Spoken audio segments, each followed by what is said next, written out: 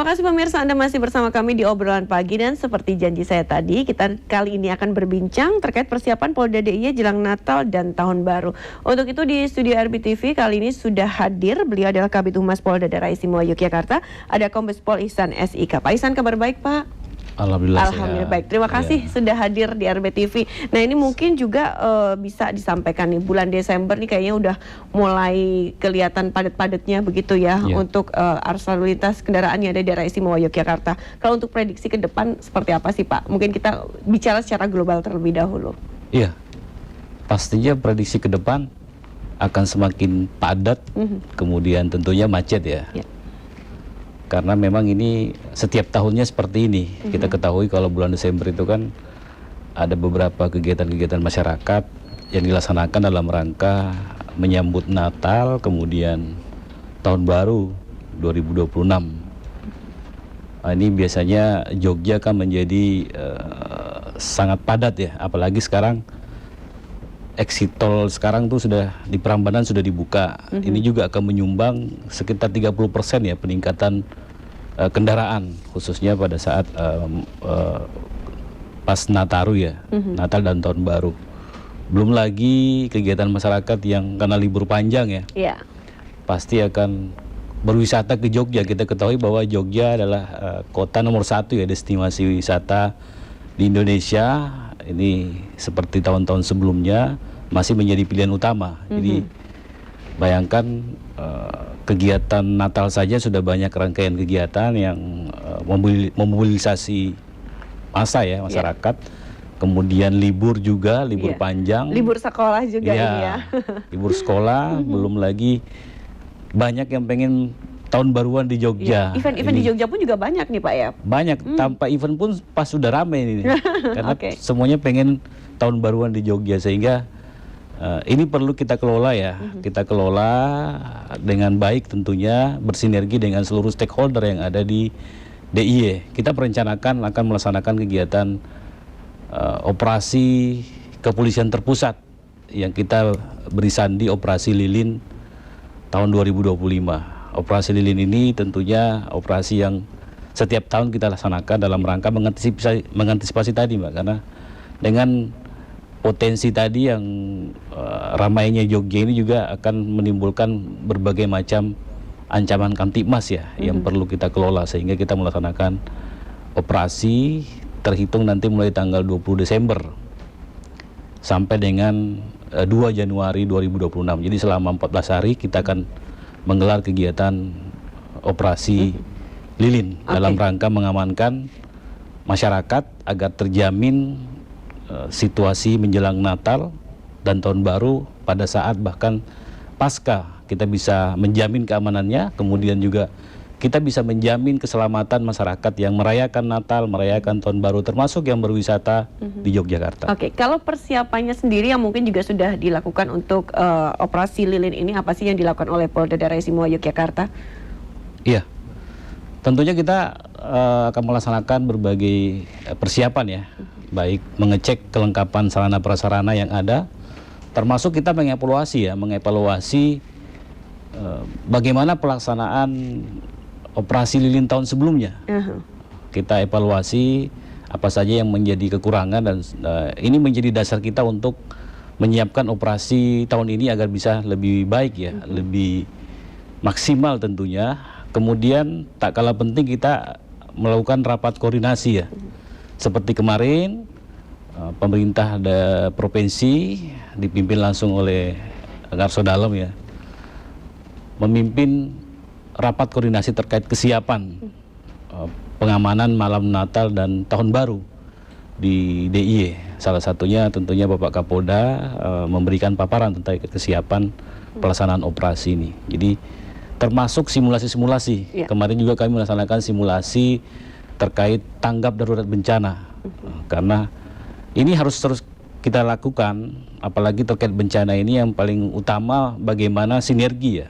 Sinergi dan kolaborasi antara Polri, TNI, dan seluruh stakeholder yang terkait seperti Basarnas, BPBD, kemudian BMKG, dan relawan-relawan. Apabila terjadi bencana, bagaimana komunikasinya, bagaimana kolaborasinya, sehingga dapat mengurangi korban dan bisa memulihkan dengan cepat apabila terjadi bencana. Jadi ini terus kita lakukan.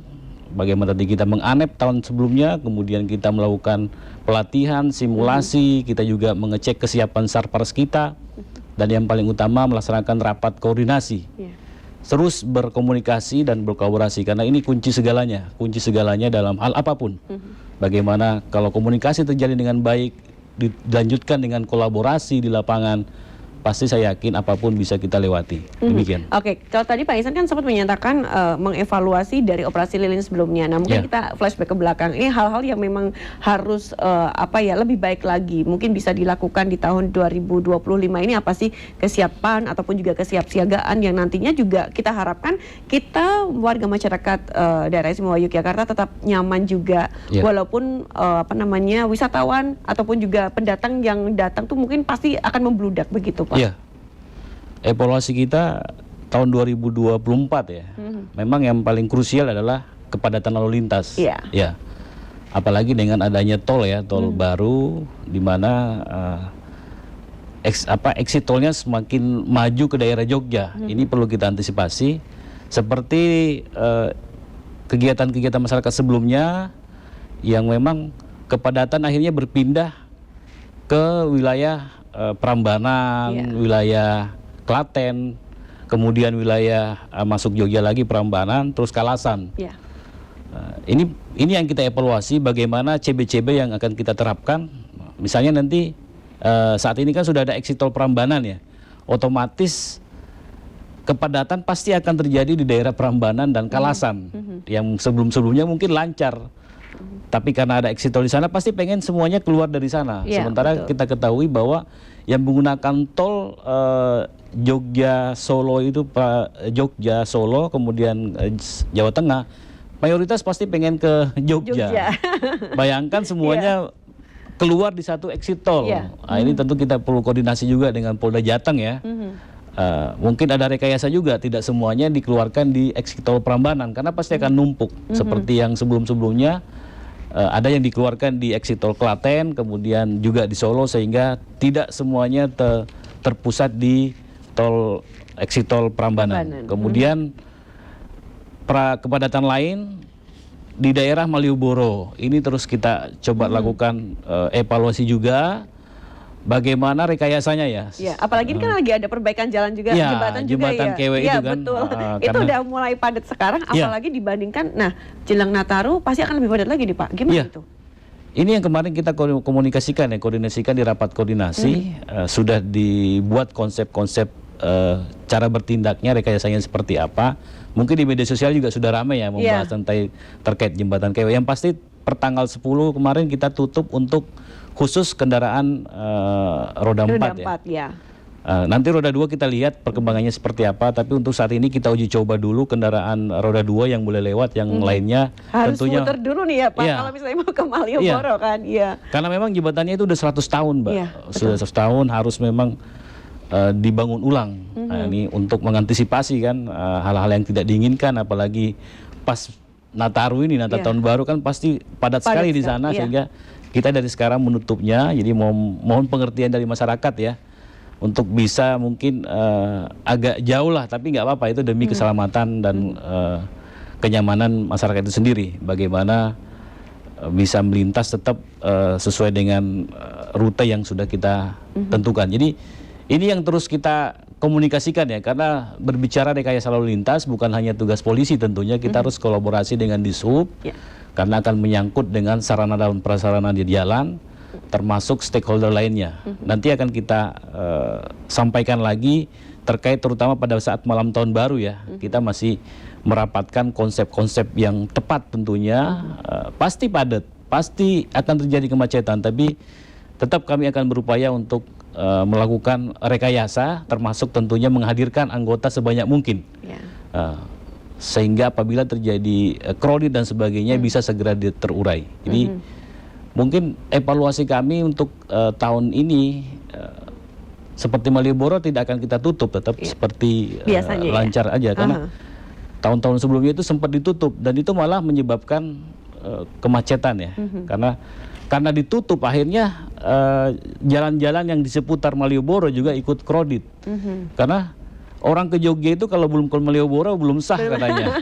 Dan wajib, agenda wajib untuk ke Jogja, kan ke Malioboro gitu ya Pak. Bayangkan jauh-jauh dari Sulawesi, dari Kalimantan, tapi nggak mampir di Malioboro kan masih kurang lengkap. Jadi tetap nanti kita akan buka sistemnya seperti apa, mungkin tapi tidak kendaraan lama-lama. Gimana? Tetap masih bisa lewat situ atau? Iya, ini sedang kita evaluasi ya, evaluasi bersama-sama dengan stakeholder yang ada di Pemprov ya, termasuk di pemerintah kota Yogyakarta. Bagaimana rekayasanya di Malioboro nantinya, nanti akan kita sampaikan di media sosial kami ataupun melalui media-media yang ada di Jogja, termasuk tempat-tempat lain seperti Tugu. Tugu kan juga menjadi ikon. Ada acara juga mungkin ya. Termasuk nanti jalur dari tadi kan saya membahas terkait Prambanan ya. Jalan Solo ya kan. Juga termasuk yang akan masuk Jogja melalui jalur Kulon Progo. Ini juga evaluasi kami sempat tahun-tahun sebelumnya sempat kredit ya. Mau masuk Jogja itu tertahan, macet panjangnya di jalan Kulon Progo itu jalan JJLS bukan? Bukan. Jalan utama yang dari arah Purworejo kemudian masuk Jogja melalui Kulon Progo maupun wilayah Sleman. Ini juga terus kita evaluasi ya bersama dengan instansi terkait yang ada di Yogyakarta. Oke, kalau kita ngomongin tentang sosialisasi nih Pak, nah sosialisasi yang mungkin juga selama ini dilakukan itu seperti apa sih? Apakah hanya memang melewat media sosial saja, atau memang dari Polda sendiri memang ingin dekat dengan masyarakat, mungkin ada sosialisasi tertentu dengan masyarakat tertentu ataupun dengan komunitas-komunitas tertentu, ini bagaimana? Sosialisasi tentunya kita gunakan semua sarana dan prasarana yang ada ya. Memang saat sekarang kan memang eranya media sosial ya, sehingga itu juga menjadi hal penting kita melakukan sosialisasi dengan media sosial. Tapi sosialisasi di lapangan juga terus kita laksanakan, termasuk menggandeng media juga tentunya untuk biar lebih sampai, termasuk mungkin kita memanfaatkan influencer dan sebagainya untuk ikut memberikan pemahaman masyarakat. Khususnya tadi ya, terkait jembatan Kewe itu kan perlu sosialisasi masif nih, karena jangan sampai biasanya kan karena ini akhirnya menyalahkan semua yang ada di situ, padahal tahu sendiri kan kondisinya sudah seperti itu sehingga kita harus tutup. Jadi semua sarana, semua kegiatan sosialisasi kita laksanakan, baik itu media sosial, kemudian kita langsung di lapangan, kemudian kita juga menggandeng pemerintah daerah, kemudian media tentunya, sehingga apa yang sudah kita rencanakan, cara-cara bertindak apa yang sudah kita siapkan dapat diketahui oleh masyarakat, sehingga masyarakat bisa mengikuti, kemudian bisa mematuhi apa yang sudah kita rencanakan. Karena kuncinya yang paling utama adalah masyarakat sendiri gitu. Misalnya kita sudah menutup jalan ini, tapi masih tetap memaksa, itu kan susah. Karena memaksa ke situ akhirnya kan tersendat kan di situ, tersendat dan sebagainya. Jangan sampai nanti kalau udah kayak gitu langsung viral juga. Biasanya kan sukanya gitu kan ngeviralin, padahal sudah diinfokan biasanya di Instagram Polda gitu ya. Dan bukan cuma di Polda ya, semua saya kira sudah media sosial masing-masing pemerintah ya, yang ada di Pemprov, kemudian di pemerintah kota dan Dishub juga sudah sosialisasi. Nah, mohon dipatuhi saja terkait apa yang sudah kita rencanakan, karena itu sudah melalui hasil pemikiran bersama, bukan maunya polisi, tapi ini dari Dishub, kemudian dari Dinas Lalu Lintas Angkutan Jalan, termasuk dari Dinas PU tentunya yang tahu terkait kondisi sarana dan prasarana, sehingga ini sudah menjadi kesepakatan bersama. Ya mohon dipatuhi saja apa yang sudah kita sepakati bersama untuk kebaikan masyarakat selama berada di jalan. Iya, demi keamanan dan juga kenyamanan berkendara berlalu lintas, begitu juga ya Pak Ihsan ya. Pastinya tadi aman dan selamat, salah satunya adalah patuhi apa yang rekayasa yang sudah kami sepakati bersama. Oke, baik. Nah, ini kita ngomongin yang terdekat dulu nih dengan Polda juga dan juga dengan RBTV nih di daerah Ring Road nih Pak. Ini Ring Road Utara ini kan begitu macetnya ya. Apalagi nanti kalau kita jelang Nataru, apakah juga bisa terjadi kemacetan lalu lintas yang mungkin berlipat kali begitu dari kondisi yang sekarang. Kita lihat pagi hari, kemudian sore, apalagi pada saat pulang kerja itu kan macetnya luar biasa. Nah, itu bagaimana Pak untuk mengurai titik-titik kemacetan yang ada? Kita ngomongin di Ring Road Utara terlebih dahulu. Iya, tadi sesuai prediksi di awal ya, pasti akan terjadi kepadatan ya, karena memang adanya exit tol Prambanan ini akhirnya semuanya ke Jogja langsung gitu. Kita sudah menyiapkan cara-cara bertindaknya dalam bentuk rekayasa ya. Nanti mungkin ada yang kita lewatkan yang memang tidak ke Jogja ya, kan ada juga yang keluar dari exit tol Prambanan itu sebenarnya tidak ke Jogja, dia mungkin pengen ke Purworejo atau mau ke Bantul dan sebagainya, Kulon Progo, bisa kita lewat Piungan nanti ada rekayasa-rekayasa yang sudah kita siapkan apabila memang terjadi penumpukan kendaraan setelah keluar dari exit tol Prambanan. Nanti kita alihkan melalui Piungan ya, yang kita nanti akan tanyakan arah kemana. Kalau memang tidak ke Jogja atau tidak memasuki kota Jogja, bisa kita arahkan ke daerah Piungan. Ini tentunya upaya-upaya untuk mengurangi tadi volume kendaraan di Jalan Ring Road Utara ya. Memang saat ini aja sudah sangat padatnya luar biasa. Ring Road Selatan pun juga Pak ini. Jadi kalau mungkin kita muter Ring Road Barat juga ada beberapa titik kemacetan. Di mana-mana karena luar biasa memang Jogja dalam beberapa tahun terakhir ini pasca Covid ya menjadi destinasi utama ya, destinasi utama masyarakat untuk berwisata. Jadi mungkin kalau mau ke Bali kan harus naik pesawat ya. Kalau di Jogja kan cukup lewat angkutan darat sudah bisa ya, dan ya di Jogja kan memang wisatanya sangat lengkap ya. Mau ke pantai, ke gunung ada, budaya ada. Di ini yang paket komplit semuanya ada di Jogja. Komplit lah. Sehingga ya di satu sisi ini kan kalau padat ya mungkin masyarakat juga ekonominya menggeliat ya. Hotelnya penuh, kemudian otomatis efek ekonominya juga luar biasa. Bisa ke kulinernya, kemudian jasa-jasa yang lainnya. Saya kira ini yang harus kita kelola dengan baik ya. Tentunya bukan cuma tugas polisi tapi bersama-sama dengan stakeholder yang ada. Khususnya di Ring Road Utara ya. Di Ring Road Utara kita pernah menyarankan ya, Ring Road Utara itu kalau bisa ada teknologi, itu kan macetnya di lampu merah kan pasti di Condong Catur. Betul, dari Condong Catur, kemudian juga di Simpang Monjali, itu perempatan Monjali di sini juga kadang macet sekali Pak. Karena terkadang kepadatan itu nggak imbang biasanya Mbak. Kadang yang padat dari sana, dari sebelah utara, kadang juga dari ini. Sehingga mungkin perlu teknologi-teknologi terbaru ya. Ada teknologi terkait misalnya traffic light. Mungkin traffic light itu ada teknologi yang bisa merekam apabila macetnya dari arah utara, mungkin dia akan lebih lama durasi hijaunya ya. Bisa seperti itu ya. Itu bisa kok. Secara yang otomatis ada ya. itu. Oke, nanti kita lanjutkan ya. Kita harus jeda terlebih dahulu Pak Ihsan. Nah pemirsa jangan kemana-mana, tetaplah bersama kami di Obrolan Pagi.